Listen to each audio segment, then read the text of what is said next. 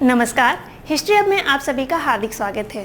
तो चलिए आज हम लोग देखते हैं भारतीय राष्ट्रीय कांग्रेस से जुड़े हुए कुछ अन्य महत्वपूर्ण प्रश्नों को। प्रीवियस सेशन में हम लोगों ने कुछ प्रश्नों पर चर्चा की थी, अब उसी के आगे हम लोग कुछ और प्रश्न देखेंगे और भारतीय राष्ट्रीय कांग्रेस के संबंध में अपनी एक समझ विकसित करेंगे। तो देखते हैं आज के प्रश्नों को। तो पहला प्रश्न है, भारतीय राष्ट्रीय कांग्रेस का प्रथम निर्वाचित यूरोपीय अध्यक्ष था। तो यहाँ पे पूछा जा रहा है प्रथम निर्वाचित यूरोपीय अध्यक्ष। एओ ह्यूम है, जॉर्ज यूले हैं, अल्फ्रेड वेब हैं, एनी बेसेंट हैं। तो कौन है प्रथम निर्वाचित यूरोपीय अध्यक्ष? तो यहाँ पर इस प्रश्न का सही जवाब है B, George Yule. George Yule ही प्रथम निर्वाचित यूरोपीय अध्यक्ष है। अब किस अधिवेशन की अध्यक्षता की थी इन्होंने? तो जॉर्ज यूले ने जिस अधिवेशन की अध्यक्षता की थी वो 1888 का इलाहाबाद अधिवेशन हुआ था। तब का इलाहाबाद आज का प्रयागराज, और ये कांग्रेस का चौथा अधिवेशन था। तो इस अधिवेशन की अध्यक्षता की थी जॉर्ज यूले ने, और जॉर्ज यूले भारतीय राष्ट्रीय कांग्रेस के प्रथम यहाँ पर निर्वाचित दिया है तो निर्वाचित यूरोपीय अध्यक्ष, निर्वाचित ना दिया हो तो प्रथम यूरोपीय अध्यक्ष, और अगर यूरोपीय भी ना दिया हो तो प्रथम ईसाई अध्यक्ष। तो ये तीन प्रकार से पूछा जा सकता है प्रश्न, और आपका उत्तर होगा जॉर्ज यूले। प्रथम यूरोपीय, प्रथम निर्वाचित यूरोपीय और प्रथम ईसाई, किसी भी रूप में आए आपका उत्तर होगा जॉर्ज यूले। एओ ह्यूम, एओ ह्यूम कौन है? एओ ह्यूम कांग्रेस के संस्थापक और साथ ही साथ ये बहुत लंबे समय तक कांग्रेस के सचिव रहे। एनी बेसेंट जो हैं, एनी बेसेंट के साथ एक कीर्तिमान जुड़ा है कि ये भारतीय राष्ट्रीय कांग्रेस की पहली महिला अध्यक्ष बनी। तो एनी बेसेंट के साथ में क्या कीर्तिमान जुड़ा हुआ है? पहली महिला अध्यक्ष होने का। तो पहली महिला अध्यक्ष कांग्रेस की बनी एनी बेसेंट, और कब बनी थी? 1917 के कलकत्ता अधिवेशन में, कलकत्ता अधिवेशन की इन्होंने अध्यक्षता की थी। और अल्फ्रेड वेब, अगर यूरोपीय अध्यक्षों की बात की जाए तो जो प्रथम यूरोपीय अध्यक्ष बन रहे हैं वो जॉर्ज यूले बनते हैं। सेकंड जो यूरोपीय अध्यक्ष बनते हैं वो बनते हैं विलियम वेडरबर्न, जो कि 5वें अधिवेशन की अध्यक्षता करते हैं। और उसके बाद तीसरा यूरोपीय अध्यक्ष बनने का जो गौरव प्राप्त है वो अल्फ्रेड वेब को प्राप्त है। तो यहाँ पर इस प्रश्न का सही जवाब है बी, जॉर्ज यूले। साथ ही साथ आपके सामने जो भी व्याख्या है ये भी आपके लिए बहुत महत्वपूर्ण है। नेक्स्ट क्वेश्चन हम लोग देखते हैं। नेक्स्ट है, निम्नलिखित में से कौन एक भारतीय राष्ट्रीय कांग्रेस से कभी संबद्ध नहीं रहे? यहाँ पे क्या पूछा जा रहा है? यहाँ पे 4 व्यक्तियों के नाम दिए गए हैं। आपसे ये पूछा जा रहा है इनमें से कौन सा एक है जो कभी भी भारतीय राष्ट्रीय कांग्रेस से संबद्ध नहीं रहे? कौन है? फिरोज शाह मेहता है, हकीम अजमल खान है, खान अब्दुल गफ्फार खान है, या फिर सर सैयद अहमद है? तो इस प्रश्न का सही जवाब है D, sir Syed Ahmad Khan. Sir Syed Ahmad Khan कभी भी कांग्रेस से संबद्ध नहीं रहे। साथ ही साथ इन्होंने हमेशा कांग्रेस का विरोध किया। जब से कांग्रेस की स्थापना हुई, स्थापना के समय से ही अगर कोई कांग्रेस का प्रबल विरोधी था तो वो थे सर सैयद अहमद खान। और कांग्रेस का विरोध करने के लिए बाकायदा इन्होंने मोहम्मदन एजुकेशनल कॉन्फ्रेंस, जो पढ़े लिखे जो शिक्षित मुस्लिम्स थे उनकी कॉन्फ्रेंस बुलाई थी 1886 में। कांग्रेस का गठन कब हुआ था? 1885 में।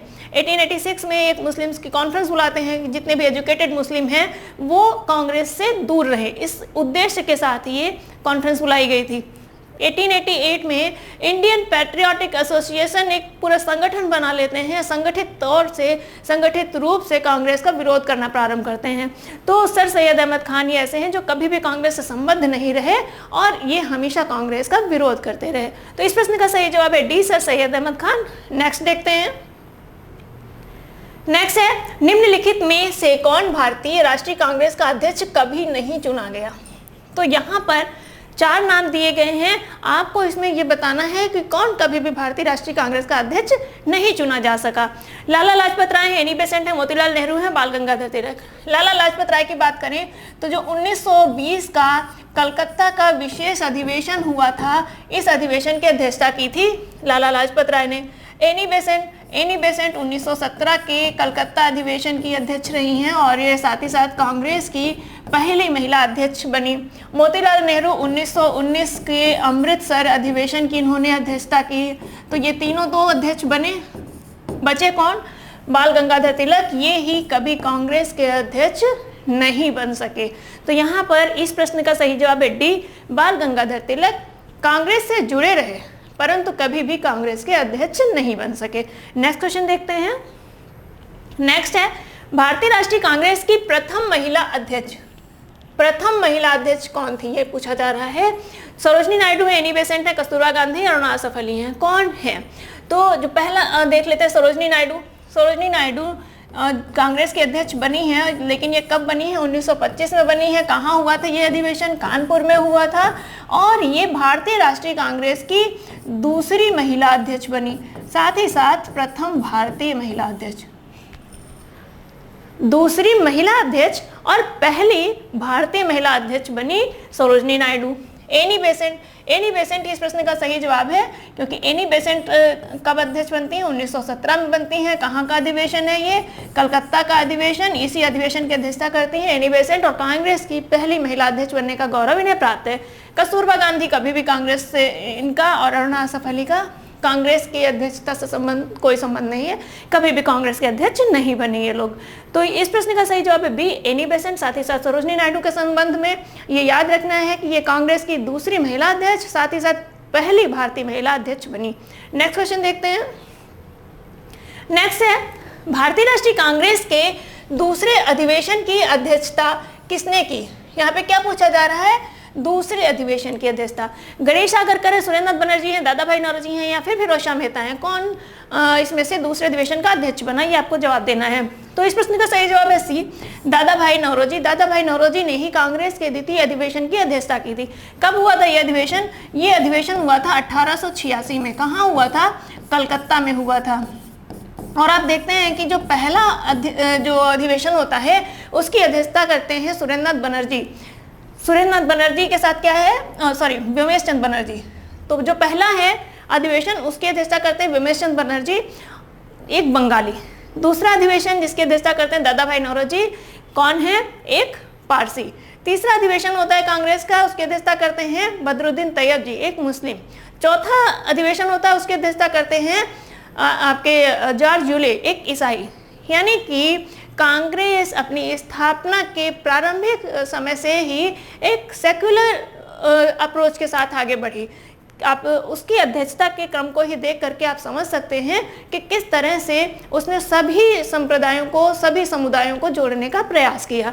तो यहाँ पर इस प्रश्न का सही जवाब है दादा भाई नौरोजी। दादा भाई नौरोजी 1886 में कलकत्ता अधिवेशन की अध्यक्षता की थी, जो कि कांग्रेस का दूसरा अधिवेशन था। नेक्स्ट क्वेश्चन देखते हैं। नेक्स्ट है भारतीय राष्ट्रीय कांग्रेस की स्थापना कब हुई? तो यहाँ पे वर्ष पूछा जा रहा है। तो भारतीय राष्ट्रीय कांग्रेस की स्थापना हुई थी वर्ष 1885 में, और ये बहुत हलवा प्रश्न हो गया है आप लोगों के लिए। तो इस प्रश्न का सही जवाब है ए, वर्ष 1885 में। नेक्स्ट क्वेश्चन देखते हैं। नेक्स्ट है भारतीय राष्ट्रीय कांग्रेस के प्रथम अधिवेशन में कितने प्रतिनिधियों ने भाग लिया? यहाँ पे क्या पूछा जा रहा है? कितने प्रतिनिधियों ने भाग लिया? किस अधिवेशन में? प्रथम अधिवेशन में। तो प्रथम अधिवेशन में जो प्रतिनिधि संख्या थी वो थी 72, और 72 में भी कई बार ये भी पूछ लिया जाता है कि किस प्रांत से कितने सदस्य थे। तो यहाँ पर ये भी आप लोगों को ध्यान रखना है। अधिवेशन कहाँ हुआ था? बम्बई में। तो बम्बई में कितने थे? बम्बई से 38 प्रतिनिधि थे, 38। दूसरे नंबर पे जो सर्वाधिक संख्या थी वो थी मद्रास से, यहाँ से 21 थे। तीसरे नंबर पर जो सदस्य संख्या थी वो थी संयुक्त प्रांत से, और यहाँ से सदस्य संख्या थी 7। चौथे और पांचवें पर आपके पंजाब और बंगाल थे। पंजाब और बंगाल दोनों ही राज्यों से जो सदस्य संख्या थी वो थी 3। अब आप इनको टोटल कर लीजिए तो ये हो जाएंगे 72। और साथ ही साथ अगर आप उत्तर प्रदेश की कोई भी परीक्षा दे रहे हैं तो आपको ये याद रखना है कि उत्तर प्रदेश से कितने सदस्य थे? 7 सदस्य। और बहुत आसानी से याद रखिए, 7 से संयुक्त, 7 से 7। तो उत्तर प्रदेश से 7 सदस्य थे, शेष बंबई में अधिवेशन होता, वहाँ से सबसे ज़्यादा थे। तो इस प्रश्न का जो सही जवाब है सी है, पहले अधिवेशन में 72 मेंबर्स थे।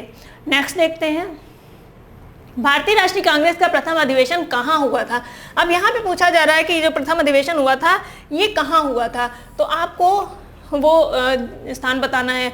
तो जो पहला अधिवेशन हुआ था कहाँ हुआ था? मुंबई में। और मुंबई में भी जिस स्पेसिफिक प्लेस पे हुआ था वो था गोकुल दास तेजपाल संस्कृत महाविद्यालय, जो कि बम्बई के ग्वालियर टैंक मैदान में स्थित एक महाविद्यालय था। तो उसी महाविद्यालय में भारतीय राष्ट्रीय कांग्रेस की स्थापना होती है। जो पहला अधिवेशन होता है भारतीय राष्ट्रीय कांग्रेस का, इसी महाविद्यालय में होता है। तो यहाँ पर इस प्रश्न का सही जवाब है सी, मुंबई। साथ ही साथ आपको नाम ध्यान रखना है कि कहाँ पे हुआ था, गोकुलदास तेजपाल संस्कृत महाविद्यालय में। तो इस प्रश्न का सही जवाब है सी। नेक्स्ट क्वेश्चन देखते हैं। नेक्स्ट है, भारतीय राष्ट्रीय कांग्रेस के पहले अध्यक्ष कौन थे? यहाँ पे पूछा जा रहा है पहले अध्यक्ष कौन थे। ए.ओ. ह्यूम है, डब्ल्यू.सी. बनर्जी हैं, दादा भाई नौरोजी हैं। तो पहले कौन थे? डब्ल्यू.सी. बनर्जी, यानी कि व्योमेश चंद्र बनर्जी भारतीय राष्ट्रीय कांग्रेस के प्रथम अध्यक्ष बने। ए.ओ. ह्यूम आपको बता चुके हैं, ये कांग्रेस के संस्थापक रहे और सचिव रहे हैं बहुत लंबे समय तक। दादा भाई नौरोजी, ये कांग्रेस के दूसरे अधिवेशन की अध्यक्षता इन्होंने की है। तो यहाँ पर इस प्रश्न का सही जवाब क्या है?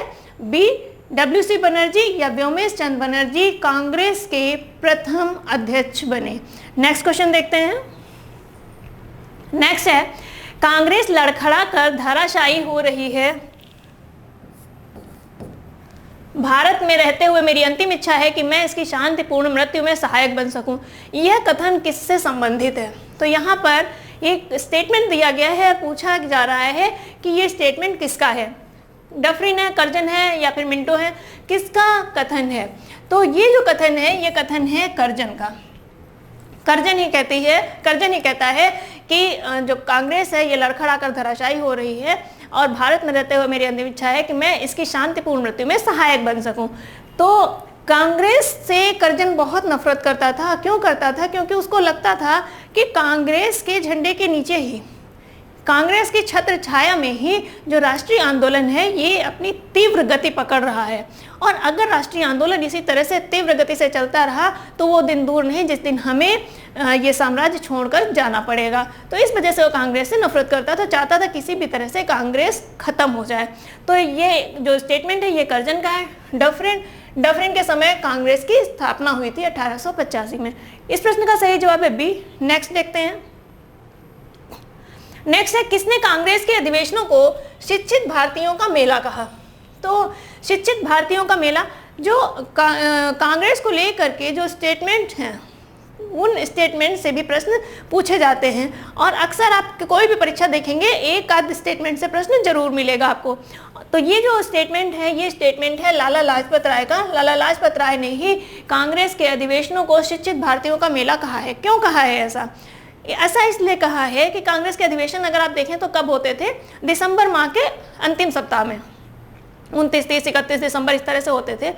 तो जो ये प्रारंभिक जो कांग्रेस के नेता थे, या जिनको उदारवादी नेता कह सकते हैं, जो नरमपंथी नेता जिनको कह सकते हैं, वो सभी शहरी क्षेत्रों से थे, पढ़े लिखे लोग थे, संभ्रांत लोग थे, और उनकी आम जनता से एक अच्छी खासी दूरी भी थी। अब वो कोई ना कोई नौकरी पेशा व्यक्ति थे। तो पता लगा यहाँ पे शासन कौन कर रहे थे? ईसाई कर रहे थे। और दिसंबर माह में क्या होता है? क्रिसमस। तो उनका ये सबसे बड़ा फेस्टिवल होता है। तो इसके चलते उस समय रहती थी छुट्टियाँ, तो सभी लोग इकट्ठे होते थे, सारे दफ्तर वगैरह बंद रहते थे। ऐसी स्थिति में लोग इकट्ठे होते थे, कांग्रेस के मंच पे चर्चा परिचर्चा करते थे, सरकार की नीतियों पर डिस्कशन करते थे। तो इसी आधार पर लाला लाजपत राय कहते हैं कि जो कांग्रेस के अधिवेशन है शिक्षित भारतीयों का मेला। तो ये कथन लाला लाजपत राय का है। नेक्स्ट देखते हैं। नेक्स्ट है, कांग्रेस लीग समझौता किसकी मध्यस्थता से हुआ था? तो किसकी मध्यस्थता से हुआ था ये प्रश्न पूछा जा रहा है। गांधी जी हैं, तिलक है, एनी बेसेंट है, मदन मोहन मालवीय। तो जो कांग्रेस लीग का मतलब मुस्लिम लीग। तो पहली चीज तो ये जो समझौता हुआ था ये हुआ कब था? तो ये हुआ था 1916 में। और 1916 में हुआ था। ये अधिवेशन कहाँ हुआ था? किस अधिवेशन में हुआ था? तो ये हुआ था अधिवेशन लखनऊ में, इसीलिए इसको लखनऊ समझौता भी कहते हैं। तो ये लखनऊ अधिवेशन हुआ था, लखनऊ अधिवेशन में ही कांग्रेस लीग समझौता हुआ था, इसलिए इस समझौते को लखनऊ समझौता भी कहते हैं। अब किसकी मध्यस्थता से हुआ था? तो ये हुआ था तिलक की मध्यस्थता से। तिलक और जिन्ना के प्रयासों के तहत ही कांग्रेस और मुस्लिम लीग के बीच समझौता हो पाया, और कांग्रेस के द्वारा मुस्लिम लीग की पृथक निर्वाचन मंडल की मांग को स्वीकार कर लिया गया। तो इस प्रश्न का सही जवाब है बी, तिलक ही मध्यस्थ थे। नेक्स्ट है, निम्नलिखित में से किसने ह्यूम की जीवनी लिखी? यहाँ पर पूछा जा रहा है ह्यूम की जीवनी किसने लिखी? तो जॉर्ज यूले हैं, विलियम वेडरबर्न है, जॉन थॉमसन है, विलियम काब्री हैं। तो किसने लिखी है ह्यूम की जीवनी, आपको ये बताना है। तो ह्यूम की जीवनी लिखी है विलियम वेडरबर्न ने। विलियम वेडरबर्न के द्वारा ह्यूम की जीवनी लिखी गई और ये जीवनी प्रकाशित कब हुई है? ये प्रकाशित हुई 1913 में। तो आपको ये वर्ष भी याद रखना है। आपसे ये भी पूछा जा सकता है कि किस वर्ष लिखी गई, किस वर्ष लिखी गई या किस वर्ष प्रकाशित हुई। कोई भी प्रश्न आ जाता है तो आपका जो उत्तर होगा 1913 होगा। 1913 में ये जीवनी प्रकाशित हुई। और वेडरबर्न कौन थे? ये ह्यूम के सहकर्मी थे, उनके मित्र थे और उन्होंने चूँकि सहकर्मी भी थे, मित्र भी थे और ह्यूम के द्वारा कांग्रेस की स्थापना हुई। तो उस संदर्भ में वेडरबर्न ने पूरी डिटेल में लिखा है कि किस तरह से ह्यूम ने कांग्रेस की स्थापना की। तो क्या उनके दिमाग में चल रहा था, क्या क्या चीज़ें सोच करके उन्होंने कांग्रेस की स्थापना की। तो वो सारी चीज़ें इसमें ह्यूम की जीवनी में मिलती हैं और ह्यूम की जीवनी लिखने वाले कौन है? William Wedderburn. नेक्स्ट क्वेश्चन देखते हैं, कांग्रेस के किस अधिवेशन में वंदे मातरम का विरोध किया गया?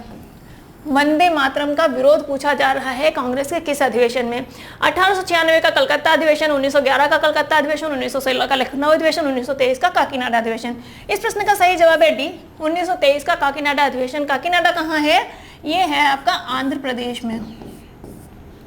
और इस अधिवेशन की अध्यक्षता किसने की थी? इसकी अध्यक्षता की थी मौलाना मोहम्मद अली।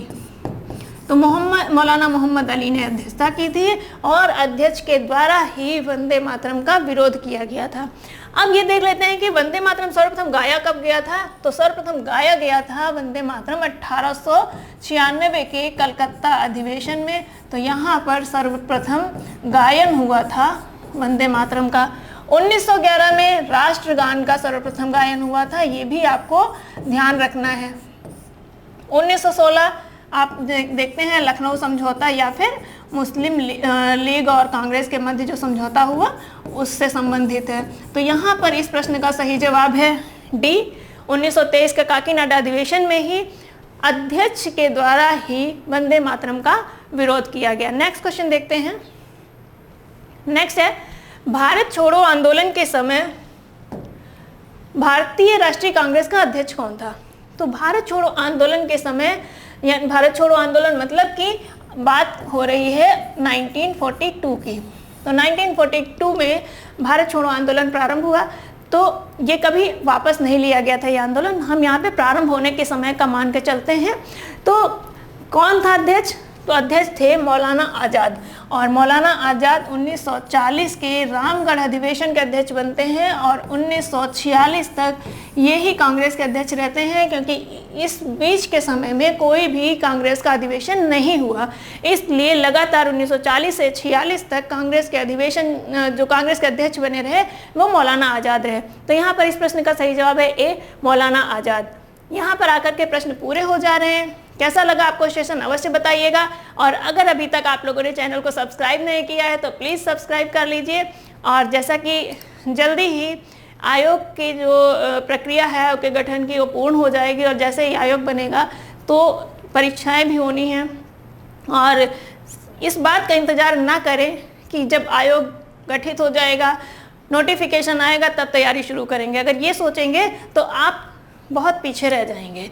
आप अपनी तैयारी लगातार करते रहिए। जैसे आयोग बने, जैसे नोटिफिकेशन है, एग्जाम की डेट है, एग्जाम हो तुरंत जाके आप अपना एग्जाम करके आ जाइए। किसी भी तरह का एक एक्स्ट्रा बर्डन, एक्स्ट्रा टेंशन लेने का उस समय ज़रूरत नहीं पड़ेगी। तो मिलते हैं इसी तरह के अगले सेशन में। तब तक के लिए आप सभी को बहुत बहुत धन्यवाद। Thank you.